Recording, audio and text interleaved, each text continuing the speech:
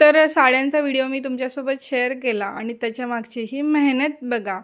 सगळा साड्यांचा राडा पडलेला आहे, सगळ्यांच्या घड्या विस्कटलेल्या आहेत. आता परत मला ते व्यवस्थित ठेवायचं आहे. बघा, व्हिडिओ काढणं सोपं नसतं, त्याच्यामागे देखील खूप जास्त मेहनत असते.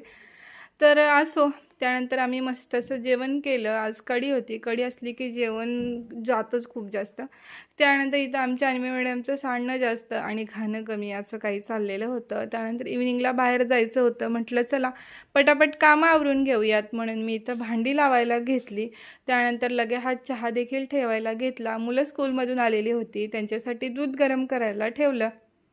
आणि इथं माझ्या नीलचं मध्ये मध्ये काम करणं चालू होतं. अन्वीला घेऊन आलेला होता आणि दोघांची मस्ती चाललेली होती.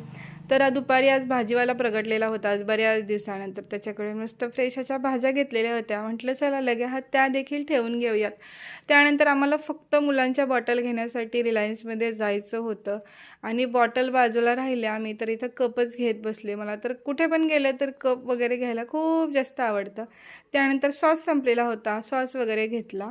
चला आता तुम्हाला माझ्या साड्यांचं कलेक्शन दाखवते. तर आपण लग्नात मेन 5 ज्या साड्या घेतो त्याच मी आज तुम्हाला दाखवते. तर ही आहे माझ्या अक्षदाची साडी. हा शालू आहे, खूप जास्त हेवी आहे, पूर्ण जरी काम केलेलं आहे याच्यावरती.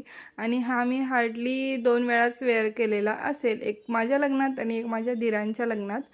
त्यानंतर ही आहे माझी कन्यादानची साडी. रंग खूप जास्त सुंदर आहे आणि मी खूप वेळा वेअर केले तरी अजून नवीच्या नवी आहे. त्यानंतर ही आहे माझ्या हळदीची साडी, पूर्ण हँडवर्क केलेलं आहे याच्यावरती. त्यानंतर ही आहे विड्याची साडी. ही आहे माझ्या पूजेची साडी, खूप जास्त हेवी आहे, पूर्ण काचेचं वर्क आहे, मोत्यांचं वर्क आहे याच्यावरती आणि 3 कलर आहेत त्याच्यामध्ये, जसं की तुम्ही बघू शकता. आणि आतल्या निऱ्यांच्या साईडला पूर्ण घागरा टाईप वर्क आहे, खूप जास्त सुंदर दिसते वेअर